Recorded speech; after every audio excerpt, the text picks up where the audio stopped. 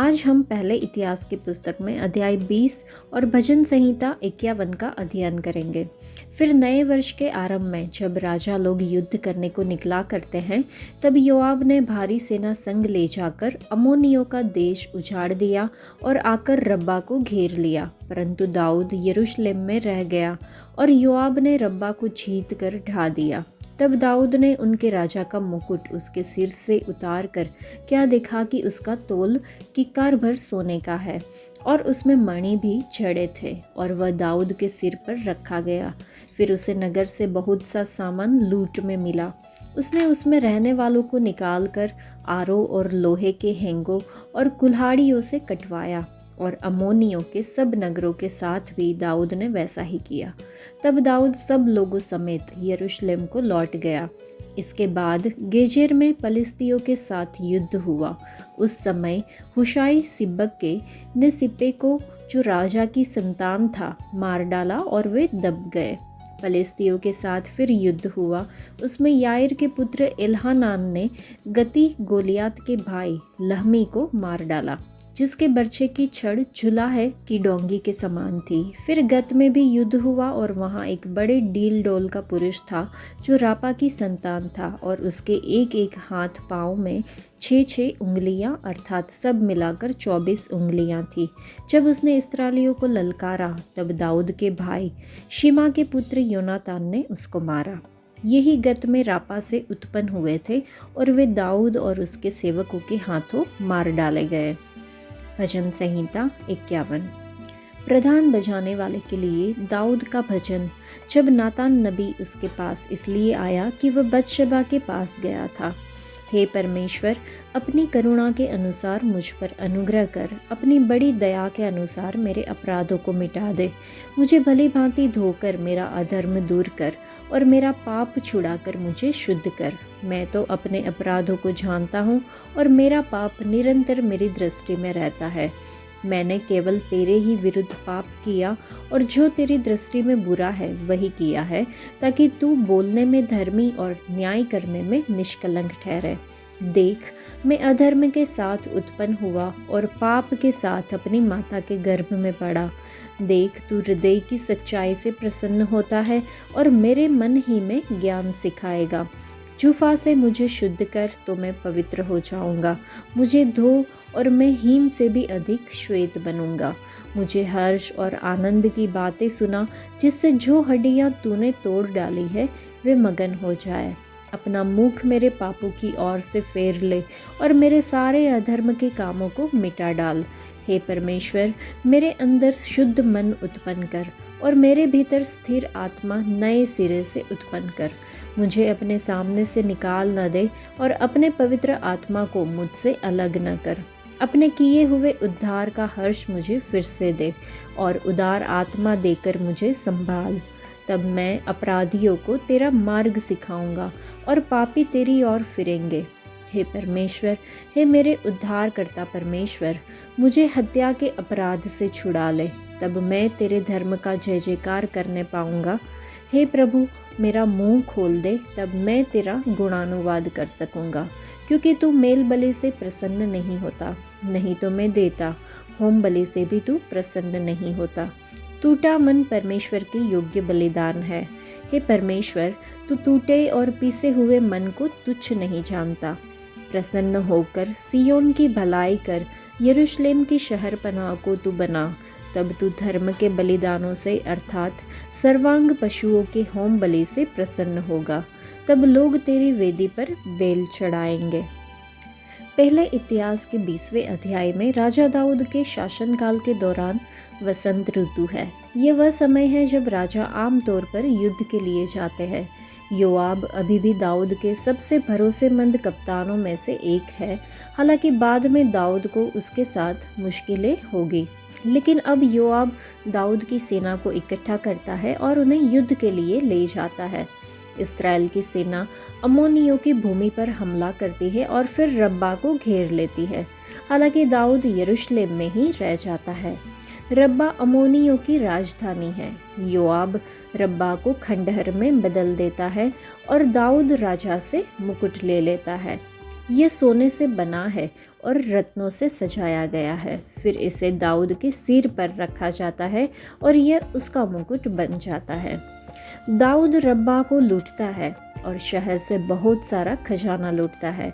वह लोगों को कुल्हाड़ी और आरी से कठोर शारीरिक श्रम करवाता है, जैसा कि वह कब्जा किए गए अम्मोनी शहरों की पूरी आबादी के साथ करता है। विजय के बाद दाऊद और उसकी सेना यरूशलेम वापस चली जाती है। एक बार फिर इस्राएली फलिस्तियों के साथ युद्ध करने जाते हैं। इस बार पहली लड़ाई गेजेर में होती है। सिब्बेके नामक एक हुशाती ने सिप्पे को मार डाला, जो फलिस्तियों का योद्धा था और रपाइयों का वंशज था, जो पृथ्वी पर दिग्गजों की एक जाति थी। फलिस्तियों को हराया जाता है, हालांकि वे एक और लड़ाई के लिए वापस आते हैं। जब लहमी मारा जाता है तो फलिस्तियों को फिर से हराया जाता है। लहमी का भाई गोलियत था, जिसे दाऊद ने बहुत पहले ही मार दिया था। लहमी अपने भाई की तरह एक विशाल भाले से लेस होकर आया था, लेकिन इसका कोई फायदा नहीं हुआ। लेकिन गत में एक और लड़ाई होती है और इस लड़ाई के विजेता, जिसके 12 हाथ और 12 पैर की उंगलियां थी, उसको दाऊद के भतीजे जोनाथन द्वारा मार दिया जाता है जब वह इस्राएलियों को चिढ़ाता है।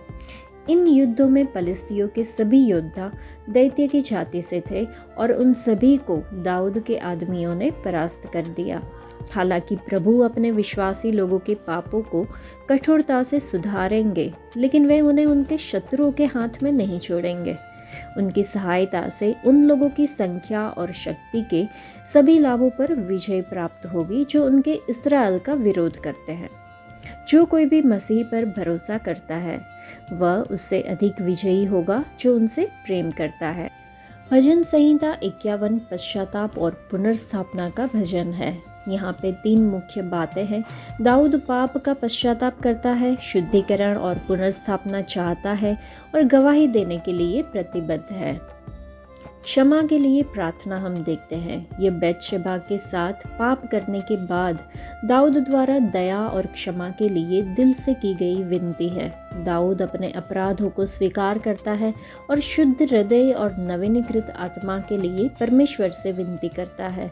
ये भजन वास्तविक पश्चाताप और अपने पाप को पहचानने के महत्व पर जोर देता है। हमें पाप को स्वीकार करना चाहिए, सच्चाई से परमेश्वर से क्षमा मांगनी चाहिए और हृदय को बदलने और पुनर्स्थापित करने की परमेश्वर की सामर्थ्य पर भरोसा करना चाहिए। मेरे अपराधों को मिटा दे, ऐसा लिखा है।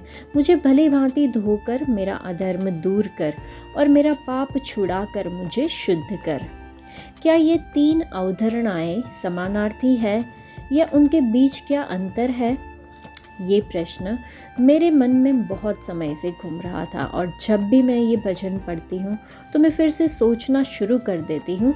यहाँ मैंने जो पाया है वो ये है कि एक अपराध तब होता है जब आप सही काम करने की कोशिश करते हैं, लेकिन फिर आप लक्ष्य से चूक जाते हैं। ये अक्सर तुरंत गलत विकल्प होता है।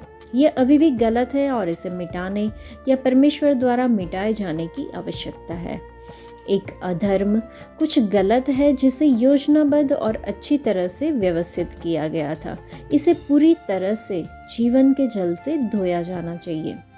पाप हमारा आदम का स्वभाव है। इससे बचने का एकमात्र तरीका है मेमने के उद्धारक लहू से परमेश्वर द्वारा शुद्ध होना। आप इन 3 विद्रोही कृत्यों की तीव्रता का क्रम देख सकते हैं। पहले दाऊद अपराध की बात करता है, फिर वह अधर्म की बात करता है और अंत में वह पाप को सामने लाता है। यह वही क्रम है जो भजन 32 में उल्टा है। वहाँ पे लिखा है, मैंने तेरे सामने अपना पाप स्वीकार किया और अपना अधर्म नहीं छिपाया। मैंने कहा, मैं यहोवा के सामने अपने अपराधों को स्वीकार करूँगा और तूने मेरे पाप के अधर्म को क्षमा कर दिया। ये तीनों ही वाचा तोड़ने वाले कार्य है। हम अपने पापी स्वभाव के बारे में कुछ नहीं कर सकते, लेकिन इसके अस्तित्व को स्वीकार या पहचान सकते हैं और यह भी स्वीकार कर सकते हैं कि बचने का एकमात्र तरीका यीशु के लहू के माध्यम से है। अपराधों को तुरंत स्वीकार करना चाहिए। स्वीकार करें, सीधे खड़े हो और परिणामों को सहन करें। अतीत के बोझ को अपने वर्तमान जीवन को प्रभावित न होने दें, क्योंकि जब हम उन्हें स्वीकार करते हैं तो परमेश्वर हमारे अपराधों को भूल जाते हैं। दाऊद की तरह अधर्म को छिपाने की कोशिश न करें, उन्हें स्वीकार करें और क्षमा और सुलह प्राप्त करें। दाऊद ने परमेश्वर से उसके अंदर शुद्ध हृदय बनाने के लिए कहा। इब्रानी भाषा में सृजन का शब्द मूल शब्द बारा से आता है। बेरेशित के लिए वही मूल जो उत्पत्ति के लिए इब्रानी शब्द है। संसार का निर्माण करने वाले परमेश्वर आपके अंदर एक नया शुद्ध हृदय बना सकते हैं। दाऊद जानता था कि परमेश्वर के मार्ग पर जीने के लिए बहाल होने का एकमात्र तरीका परमेश्वर द्वारा बनाया गया नया हृदय है। नया हृदय बनाने का एकमात्र तरीका यह था कि पुराना हृदय तोड़ दिया जाए और हटा दिया जाए। तोड़ने और बनाने में समय लगता है, इसलिए हार मत मानिए। यदि आप लगातार उल्लंघन करते रहते हैं तो निराश मत होइए। परमेश्वर से अपने अंदर एक नया हृदय बनाने के लिए कहे और मांगते रहे। ये एक नई शुरुआत है और एक बार जब शिल्पकार आप पर काम करना शुरू कर देता है तो वह तब तक नहीं रुकेगा जब तक कि काम पूरा ना हो जाए। उसे तब तक आप पर काम करना जारी रखना जब तक कि वह यह तय न कर ले कि यह पूरा हो गया है। अंतर्गत सत्य ये है कि लिखा है कि देख, तू हृदय की सच्चाई से प्रसन्न होता है और गुप्त स्थान में मुझे ज्ञान सिखाएगा। यह वचन दाऊद की बेतशेबा के साथ पाप करने के बाद उसकी गहरी पश्चाताप भरी प्रार्थना का हिस्सा है। मुख्य बिंदु अगर हम देखें इस भजन में तो हमारे हृदय में वास्तविक ईमानदारी और सत्यनिष्ठा परमेश्वर के साथ संबंध के लिए अनिवार्य है। परमेश्वर हमारे आंतरिक जीवन की शुद्धता की परवाह करते हैं, न कि केवल बाहरी कार्यों की। सच्चा पश्चाताप भीतर परिवर्तन की आवश्यकता को पहचानने से शुरू होता है। आत्मिक अंतर्दृष्टि और समझ तब आती है जब हम परमेश्वर को अपनी आत्मा की गहराई में कार्य करने देते हैं। परमेश्वर बाहरी धार्मिक क्रियाओं से अधिक प्रामाणिक संबंध को प्राथमिकता देते हैं। हमारी कमजोरियों और असफलताओं के बारे में खुलापन हमें परमेश्वर के कार्य के लिए सक्षम बनाता है। परमेश्वर हमें भीतर से बाहर शुद्ध करते हैं, जिससे हमारा जीवन उनकी महिमा करता है। केवल परमेश्वर ही सच्चा ज्ञान प्रकट कर सकते हैं, जो उनके सत्य के साथ संरक्षित एक हृदय से प्रवाहित होता है। पाप को स्वीकार करना परमेश्वर के शुद्धिकरण और नवीनीकरण के अवसर को बनाता है। अंतर्गत भागों में सत्य होना परमेश्वर के सामने विनम्रता और खुलापन मांगता है। एक बदला हुआ हृदय दैनिक जीवन में सत्य और ज्ञान को प्रकट करेगा। सच्चा परिवर्तन हमारी ताकत से नहीं बल्कि परमेश्वर की कृपा और हस्तक्षेप से आता है।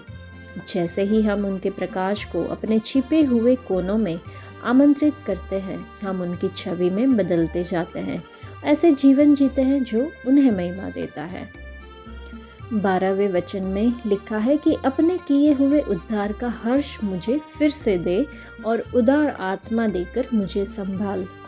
इस वचन से एक महत्वपूर्ण सत्य यह निकलता है कि जब हम पाप करते हैं तो हम केवल उद्धार का आनंद, हर्ष खो देते हैं, न कि उद्धार का उपहार। इसलिए दाऊद यहोवा से उद्धार का हर्ष पुनः प्राप्त करने की विनती करता है। परमेश्वर द्वारा उद्धार का हर्ष पुनः प्राप्त करने के लिए जो बलिदान चढ़ाए जाने हैं वे टूटी हुई आत्मा है, एक टूटा हुआ और पश्चाताप करने वाला हृदय जिसे परमेश्वर तुच्छ नहीं जानते। जब हम परमेश्वर के सामने मेटानोइया के साथ आते हैं, जिसका मतलब है कि बाद में सोचा हुआ विचार, बाद में सोचा गया विचार एक बदला हुआ विचार होता है जो सुधार करने के लिए पछतावा लेकर आता है। सच्चा मेटानोइया केवल टूटी हुई आत्मा और पश्चाताप करने वाले हृदय से आता है, जिसके कारण परमेश्वर हमें क्षमा करते हैं। जब हमारे अंदर रहने वाला पवित्र आत्मा हमें हमारे पापों के लिए दोषी ठहराता है तो हम टूटी हुई आत्मा और पश्चाताप करने वाले हृदय का विकास करते हैं, जिसके कारण मेटानोइया होता है, जिसके परिणाम स्वरूप उद्धार का हर्ष पुनः प्राप्त होता है। लेकिन जब हमारे अंदर पवित्र आत्मा की कमी होती है तो हम दोषी महसूस किए बिना पाप करना जारी रखते हैं और हमें पश्चाताप करने और क्षमा मांगने और परमेश्वर के साथ अपने संबंध में पुनर्स्थापित होने की आवश्यकता महसूस नहीं होती। तो मेटानोइया उद्धार का हर्ष पुनः प्राप्त करता है। टूटी हुई आत्मा और पश्चाताप करने वाला हृदय मेटानोइया का कारण बन जाता है। आज के लिए इतना ही। परमेश्वर आप सबको आशीष दे। धन्यवाद।